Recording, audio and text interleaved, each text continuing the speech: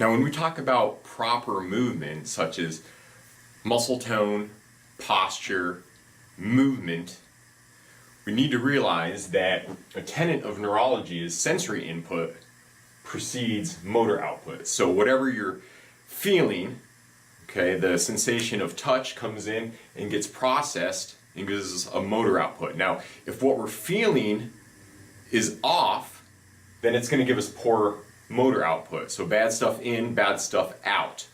Now, improper motor output could actually be too much movement. Okay, because proper motor input would inhibit that movement so we sit normal. But if we have poor sensation coming in, we can't feel with our hands and feet like we should, then we're going to have problem with balance, okay, and the muscle tone that keeps us erect. Now we have both conscious and unconscious proprioceptors. Now the conscious is our feelings, our touch. Okay, the unconscious is the feedback that comes from our muscles and tendons telling us where we are in space, keeping our posture correct and correct walking or gait. So with our unconscious proprioception, we have muscle spindle cells and Golgi tendon organs. This is what feeds back into our spinal cord and brain to let us know where we are. So from the muscle spindle cell within the muscle fiber, we have the 1A alpha nerves that run into the peripheral nerve, and from the Golgi tendon organs we have the 1B nerves. From there they send a signal into the spinal cord at lamina 2, which actually inhibits pain. Okay, that's why movement and mechanoreception and proprioception reduce pain at this level of the spinal cord. From there, it feeds out of the spinal cord and runs up to the cerebellum. There's also areas in the anterior motor neuron that runs back the alpha motor neuron into the muscle, so if we touch something hot, we generate that reflex before it even gets to the brain.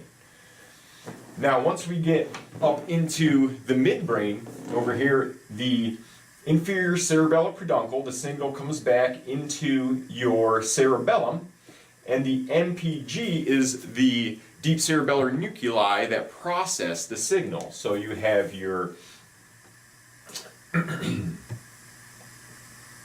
molecular layer, you have your Purkinje layer, and your granular layer.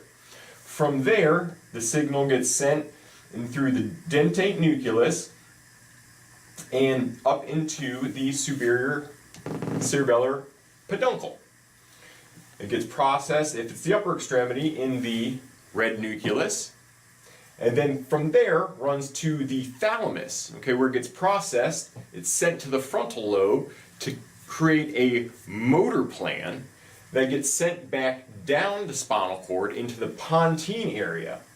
From here, it reflects back into the cerebellum to say, hey, is the process and plan that I'm generating, is that right from where we are in space? And it constantly corrects that loop.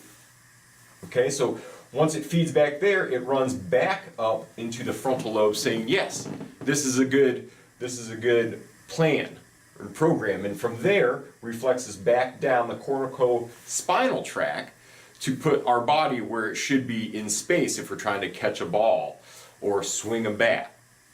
So all this happens within the blink of an eye, and it's just the amazing aspect of the human body.